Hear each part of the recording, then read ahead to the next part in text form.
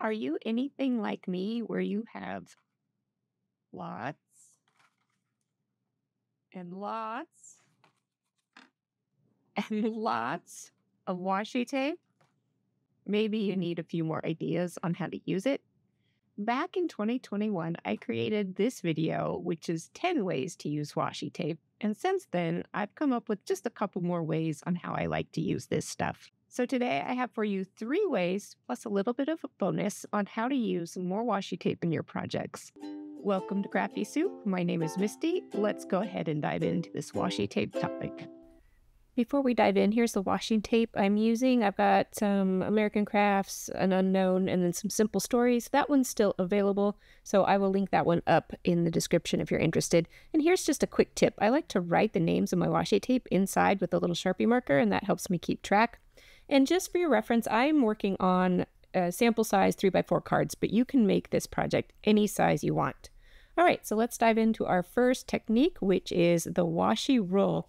And this was inspired by paper quilling. If you don't know what that is, go ahead and go look it up on YouTube and you'll go down a rabbit hole. But I have done paper quilling in the past, and at one point it just dawned on me that this kind of rolled look could work with washi tape too. Now, depending on how sticky your washi tape is, you may need a little tip and trick here, but we'll get to that. So how I'm going to accomplish this roll is to use a pair of tweezers. I've tried this with other tools, and I think the tweezers work the best. I am going to use my pair of reverse tweezers, which means they will hold themselves closed until I squeeze them to open them. And this is really handy because you're going to be rolling this thing a lot. And if you have to constantly hold your squeeze and roll at the same time, that can make your hand really tired. So I like the reverse tweezers for this. But of course, use the tools that you have. You could roll this around like a stylus tool, but you don't want a ball on the end. You want something smooth, so like a pokey tool more so than a stylus. You want to kind of keep your tape aligned so that the edge on the right and the left stay aligned. Otherwise, you're going to end up with more of this triangular thing, which could be its own technique for sure. But for what I'm going for here, I'm looking for that kind of paper quilling look. All right, and I'm just going to keep rolling until that roll is as fat as I want. And when it's nice and tightly rolled, it will be really sturdy, and we'll talk a little bit more about that later. So I'm going to add it onto here, and it's going to have this texture and lift to it, and it does even hold some of that inside a page protector.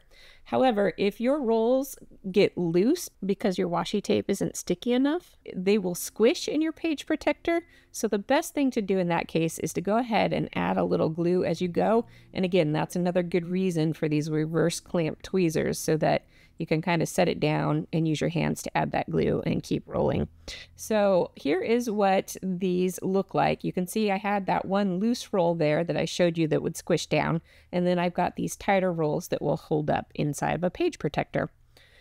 Okay, if you don't like that torn edge look up there at the top, here is a quick tip that you can use to kind of clean everything up. I'm going to use another piece of washi tape and my grid mat there to help me keep it straight. And I'm going to put that washi tape down. Now you could do this with a ruler because really that washi tape is just giving us a straight line.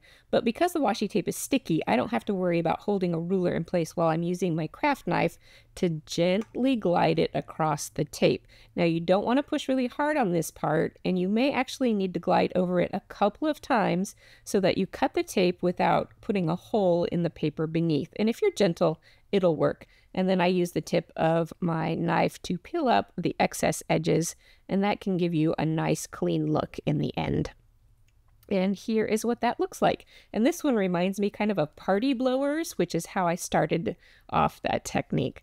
So here is the next one, and I want to let you know that this idea was not my own. I got this idea from Alice Bowl over at the Scrap Happy membership group. In full disclosure, I am on the design team over there, but through the pandemic, she offered a month-long session for a couple of years on wonderful tips, tricks, techniques, ideas, product play, and I believe this was one of them from that session. So I will link you up to her YouTube channel so you can check out all of those free lessons and play sessions. Okay, so to do this, it's really easy. You just tear off about a little more than an inch of tape, and then you're going to fold it back on itself and just leave a little bit of that adhesive exposed so that you can stick it down to your project. And I am doing this in rows, but I'm not keeping my rows even. I'm adding a little offset spacing between these pieces so that it is more dynamic. And I'm just going to fill in here and there with whatever colors and widths work for the look that I'm going for. And as you're working with these pieces of tape, when you fold them back on themselves, you'll find that it can encompass wrinkles and crinkles in there. And that actually is a good thing. While my tendency is to want everything to be flat and tidy, those wrinkles actually help the tape lift off of the project and adds more depth and texture to everything. So don't worry about those wrinkles. They actually are a good thing in the end. All right, so with my last piece of tape on there, I'm gonna only do half this card, but you can go as full as you want for whatever project you're trying to accomplish. And then I will trim off my ends as well.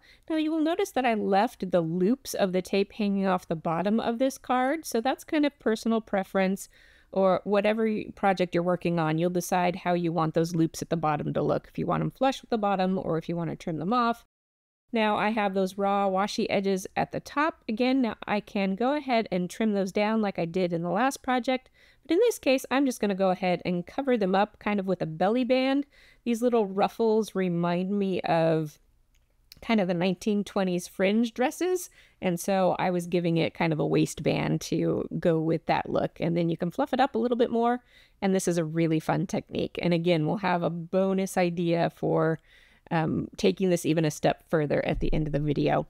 All right, so that is the ruffles. Let's go ahead and do some fringe. And you might not think that you can fringe washi tape because it is sticky, but you can easily remove the sticky. And here's a piece that I've already started, and you can see how these little ends of the washi curl up. And now you can ask, why would I use washi tape instead of just using cardstock?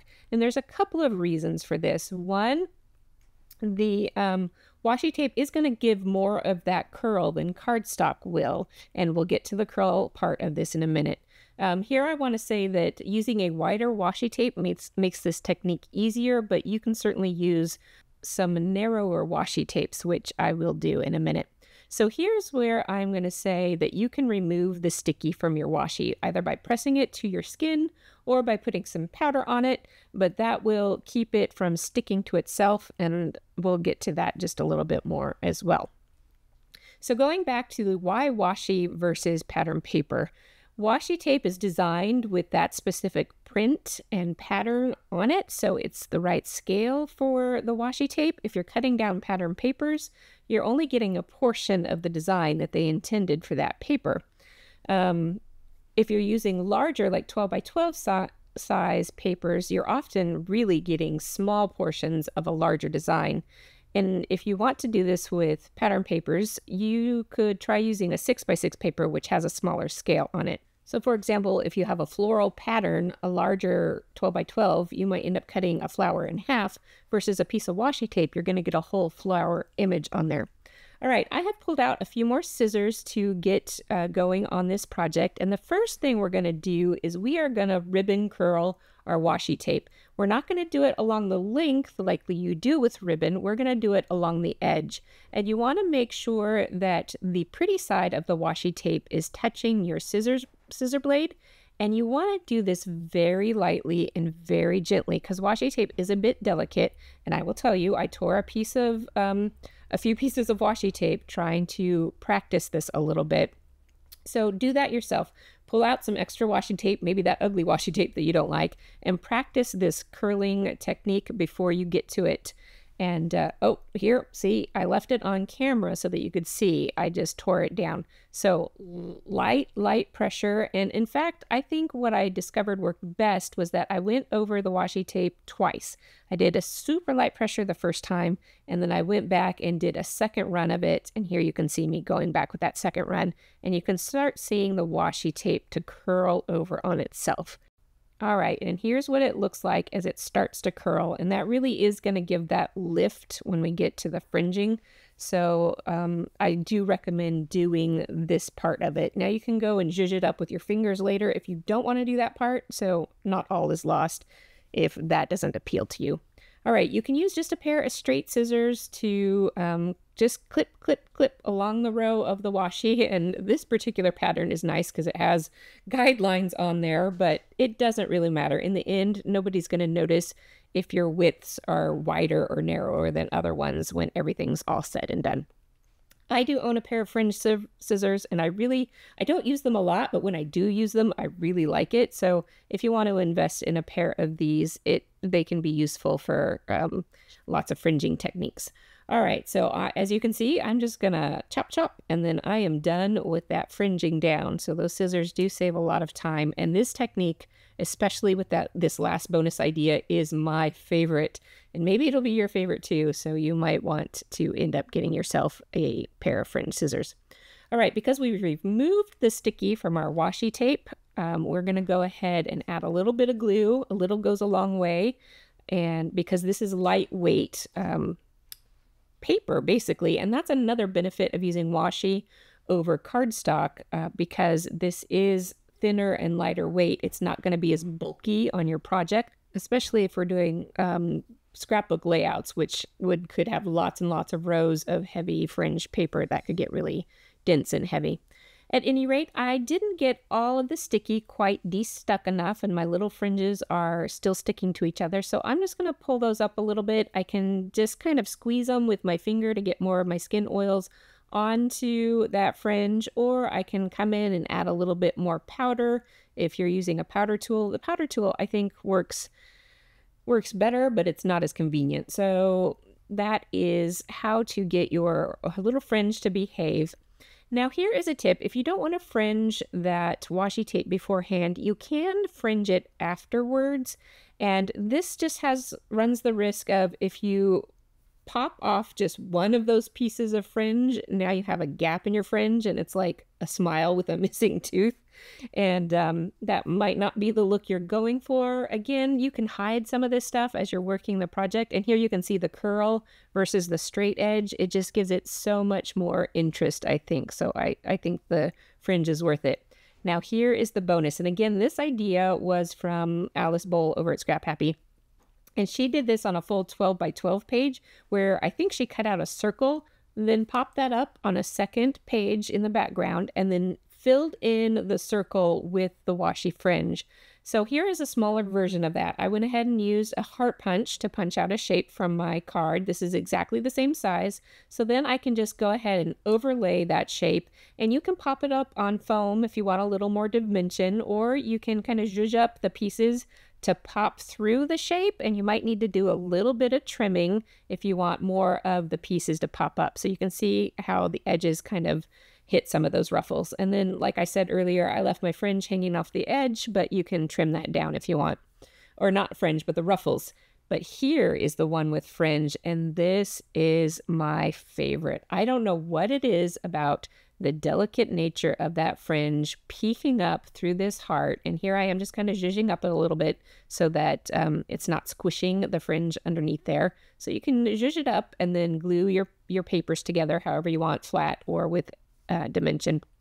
But that one is stunning, and when we get to the close-up photos, I hope you find it as interesting. Now, looking at these roll ones, those are not going to work out very well through a small shape. If you wanted to try this on a larger shape, it might work, because you can see the roll is halfway under the shape and halfway exposed, and those rolls are going to be hard to cut with scissors to get them to peek through.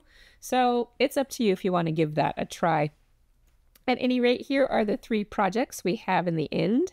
And there are the rolls, and we have our little flaps, and then we have this fringe. And I like the fringe just as it is, but when it is peeking up through that heart, it is so pretty, and it just makes my heart happy.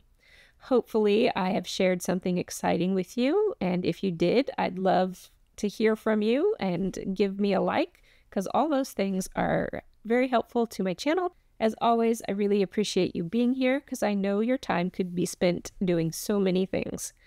Until next time, I hope you have an artful day.